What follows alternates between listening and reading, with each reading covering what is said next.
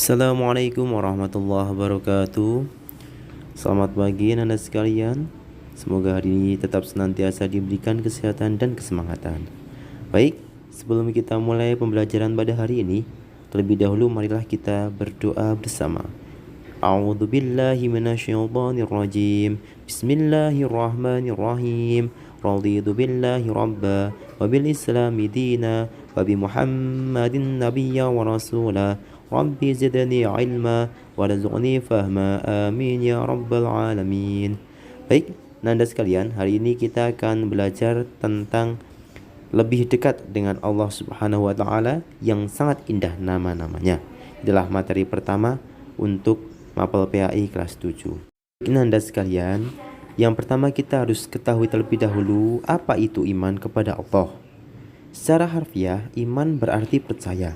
Sedangkan menurut istilah, iman berarti percaya dan meyakini dengan sepenuh hati, mengucapkan dengan lisan, dan membuktikan dengan perbuatan.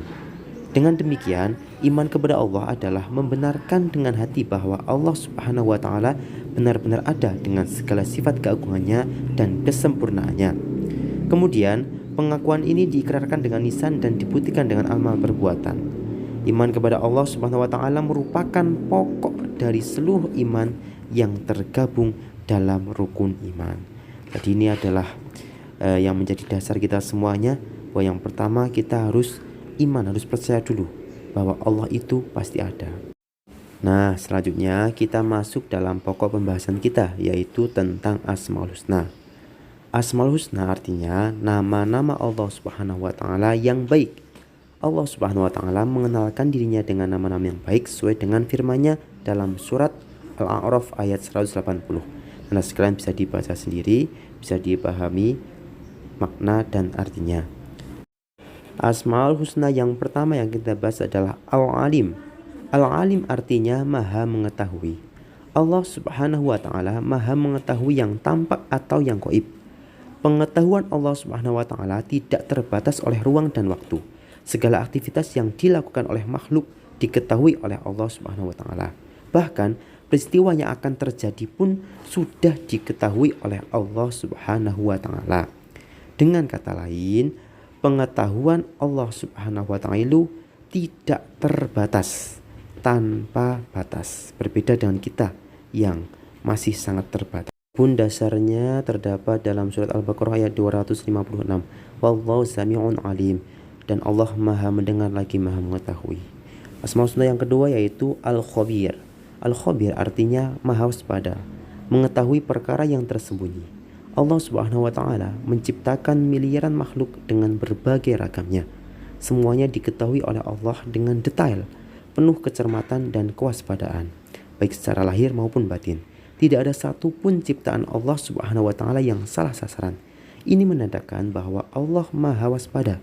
Allah dapat mengetahui secara detail apa yang dikerjakan oleh setiap makhluknya di muka bumi ini. Adapun dasarnya terdapat dalam surat At-Taubah ayat 16. Wallahu khabirum bima ta'malun.